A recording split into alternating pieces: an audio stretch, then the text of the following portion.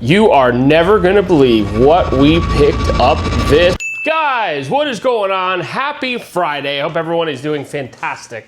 Guys, we had a couple grails picked up this week. I'm not gonna sugarcoat them. I'm not gonna run around it. I'm not gonna do circles. We got a Lugia, first edition Neo Genesis PSA 9. This one was unexpected. I'm gonna be very honest with you. It wasn't one that I was kind of like hyping up. It happened kind of out of the blue. Shout out to my buddy Chris, Tim Arbery Cards. Go give him a follow on Instagram if you can. He doesn't do YouTube yet, but when he does, he will. You're gonna have to subscribe to him on here as well. Yes, shout out Chris. This is one of my dream cards. I do love the Lugia PSA 9. Fun fact, I was picking this guy up back when he was like $2,000 and I sold him like a couple years ago and I was like, oh my God, that's so much money for the card. Now, he's worth a little bit too much, but we're very happy to have him. I'm not letting this one go. It's a beautiful copy, really good shape. Even Chris brought it over and was like, yo, this is a great card. I'm not gonna go too into detail about the trade that we did. We did like a homie hangout trade. That's really how it goes. But let's talk about another grail that we got. I'm gonna pick you guys up. All right, guys, we've been hyping this one up for a very long time. Guys, as you know, we have the Blastoise BGS 9 First Edition, and we have the Venusaur BGS 9 First Edition.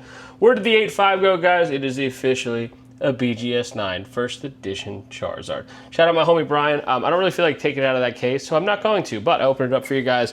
It looks good. Here, I'll close it so you guys can kind of see it, but very exciting stuff. It's been a long time coming. We've been working hard for it. Yes, the case looks magnificent. Probably one of the only times that I'm gonna let you guys in there to really get a full bird's eye view. But back to the video. Guys, now that we did a little bit of show and tell, what do I want you to do? Help your boy out. Guys, enter the giveaway. Video 58 here. Kind of insane to think about.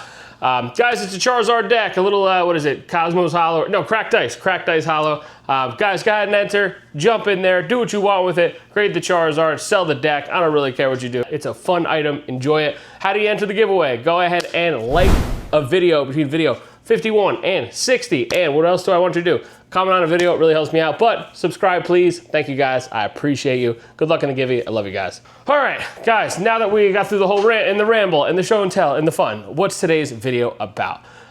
Look, obviously I want to talk a little bit about the grails that we acquired and how we did it. And what else do I want to talk about? I also want to talk about some undercover, some low-hanging fruit, some things that if you're into the zig when others zag mentality, where you should look right now. All right, guys, so first let's get started a little bit on like what we had to make happen to get some of this stuff, right? I'm not gonna get too deep into the details of the trade, but yes, as you know, I got the Lugia from Chris. I mentioned that to you guys, first edition Grail Peace of Mind. We traded a lot of stuff. We made it happen. When bros hang out, bros make trades. It's really how it goes. That's the Lugia. The Charizard. The Charizard was a long time coming. Now, I talked about grails in my other video, and listen, I always say, you gotta be prepared. You gotta have a plan, you gotta be motivated, and you gotta be ready to strike. The Charizard, it was funny, the way the first edition Charizard actually came about, the BGS 9, I had an 8.5 like forever. And I looked at a place, I had an 8.5 up with the 9s, like cool. I always knew I wanted to upgrade it. But the way that it came about, I actually had a friend who was like, yo, Nick, like I'm getting into Pokemon, like can you find me a BGS 9 base set Charizard, like just a regular one. And like I have one, but I wouldn't sell mine because I actually like pulled mine. And I was like, yeah, I actually know exactly who to ask. So I asked my friend, I won't mention any names because I don't know who likes to have their name mentioned, right? But good friend of mine, not really a social media presence, but has more cards than you do. I promise you that. And I said to him, yo man, do you have a BGS 9, base set Charizard? He goes, nah, the only BGS 9 I have is first edition. And I was like, you got a first edition Charizard BGS 9? Yeah. Like the base set Shadowless? Yeah. Like not Team Rocket? Yeah. Like his English? Yeah. I was like, all right, let's make it happen. Guys, it was honestly 4 or 5 long months. We did a mega deal. It was, obviously my 8.5 Charizard went, like you guys probably can envision that, and we closed the gap, if you will, between the two. This is a long time coming. There was actually a crack in the slab. Funny enough, we sent it off to Becca to be reholdered. I don't recommend doing that. Not a fun experience. Probably 3 out of 10. Feel bad for my buddy. It actually got lost in the mail on the way there. They didn't know where the Charizard was for like a month. He's freaking out. He kind of kept me under wraps. He was like the dad that didn't tell the kid that the fish died. He was like, nah, we just flushed him and let him go swimming with the friends, And I was like, all right, all good, man. And then eventually he was like, I gotta come clean. And I was like, oh shit. But Beckett came through, Beckett opened up their mail, and Beckett put workers to work. So what happened? They eventually found the Charizard, fun stuff. Months go by, it was picked up, a couple weeks ago, and I met up with my buddy this, past week. Finally closed it, finally got it done. Well, it was closed for a while, but finally executed it. It's nice to have it in my possession. Major collection goal completed for me, you guys. As you guys know, I'm a collector first. I make YouTube videos on investment content. I make YouTube videos on, hype content, on Pokemon cards, on collecting. You know how it is. But to me, like, collector first mentality. I was torn. I'm going to be honest with you. I was torn between a base set booster box and the first edition Charizard. I'm very much somebody who, if the opportunity arises, I don't care what I'm getting if it makes sense at the time from the right person. I'm so much more about doing the deal with the right person than I am about, hey, let me just force this and make it happen. Like, I'm not gonna go meet up with somebody in an alleyway for a booster box that's 20 grand when it's supposed to be 40 because it's a good deal. I'd rather pay like the right price and get the right grail and get it from the right person at the right time. And that's what I did with the Charizard. Just a little life lesson, little fun fact about how I do things. That's really what I like to do. Yes, the Charizard was something I did not expect, and it happened the way that it happened. I'm very blessed. I'm very grateful. I do love it. Listen, it's a YouTube channel. I don't mind sharing my collection with you guys and showing you guys what I do. Hopefully that's what you guys like to do too. And if you have any questions, please let me know. I started this hobby from absolutely nothing, absolutely zero. So it is something where I do like to take the time and show grace and show my appreciation. And it's just it's an amazing thing, and I do love the hobby. It's a lot of fun. But guys, that's it for the Grail Talk. Grail Talk is good. Go get your Grails. I recommend it. Don't wait for your Grails. Little low-hanging fruit, little zig, another zag. What is kind of popping off right now? And I want to get into the conversation about it. Guys, one thing I noticed that's absolutely just smoking it right now, and it's not like it's like a secret play. Like, it's very obvious. Tag teams are going bananas. And I'm talking good tag teams. I'm talking Latios GX, the Alt-Art one.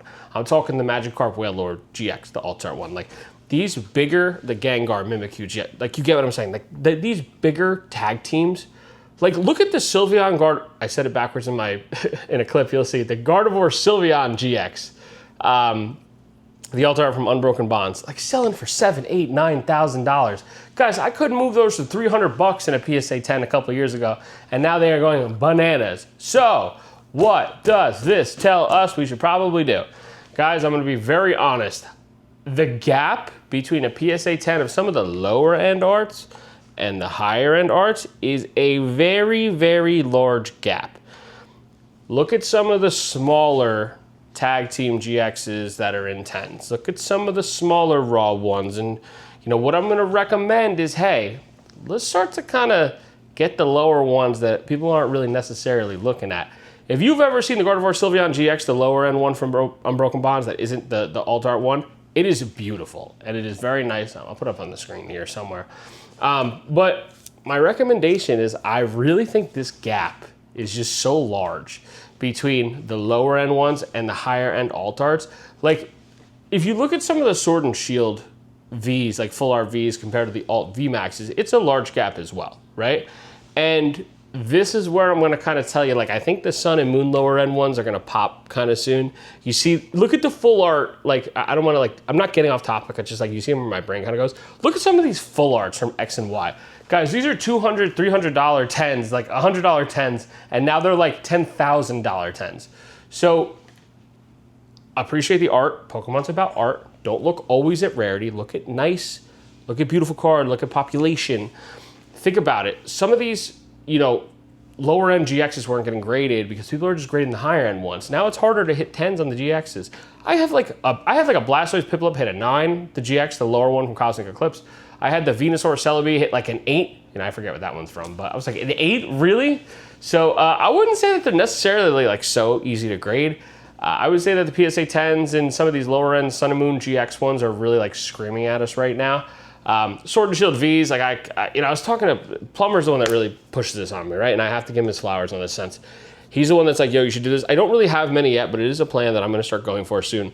You look at some of the pop on some of these, like the Pokemon Go Full Art Mewtwo V. He showed me, he's like, he has these. He's like, these are pop like nothing, right? I'm like, what? Like, these are beautiful cards. Listen, don't get me wrong. There's a lot of hate on PSA. I'm not saying only PSA. Like, you could grade Beckett too, but like the scale of Beckett between like a 9 and a 10 is just so freaking large. 9.5 is like the sweet spot. PSA 10 is just kind of, it's a sweet spot in the hobby, right?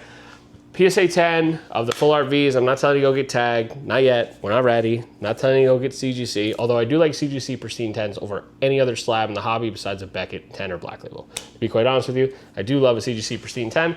But yes, my low-hanging fruit of the week. Low-hanging fruit. Go pick up the lower end Sun and Moon GX Alt Arts in PSA 10s. You know, the tag team ones. You know, the GXs are good too if you want to just get the regulars. But I'm really talking about the tag team, right? I think that there's a ton of potential there for them to reach the thousands to seeing what their advanced counterparts are doing. And it goes the same with lower end, you know, Sun and Moon GX is fine. The same thing with Sword and Shield lower end, you know, Vs that are PSA 10s, fine. These are my low-hanging fruits of the week. Guys, do with that what you will. I'm not going to sit here and put a bunch of pictures on the screen. I think that is something that could really you could capitalize on it soon. Everybody's looking at a lot of stuff. You know, I always say, you know, buy Sword and Shield boxes. You know, that's how I feel about it. You should still do it. But I know we don't want to hear about the same stuff every time. Buy the lower end Vs, GXs, and the tag teams, and I think you'll be all right. Guys, that's today's video. If you liked the video, help me out. I appreciate you guys. Thank you so much. A little bit of lull on the shows for a little bit. A lot of craziness coming up. You know, I think the next show that we're doing is like Liquid Games, August 9th or something like that. Looking forward to that. It's just me and my brother gonna vend. We're gonna vend with Joey, Diddle Dude's Joey, my homie G, my homie. Should be a good show. Guys, take the low-hanging fruit talk and do with it what you will. Like I said, Sun and Moon Tag Team GXs, lower end GXs, Sword and Shield Vs, like do it with the lower end stuff. The counterparts that are alt arts are just too expensive. The gap is too large, I promise you that. Grail talk, go get your grail, don't wait around. That's what the main theme of the video. Guys, that's what the vibe is today. I appreciate you guys. Thank you guys for your time. I love you guys. Nicky Cards, out.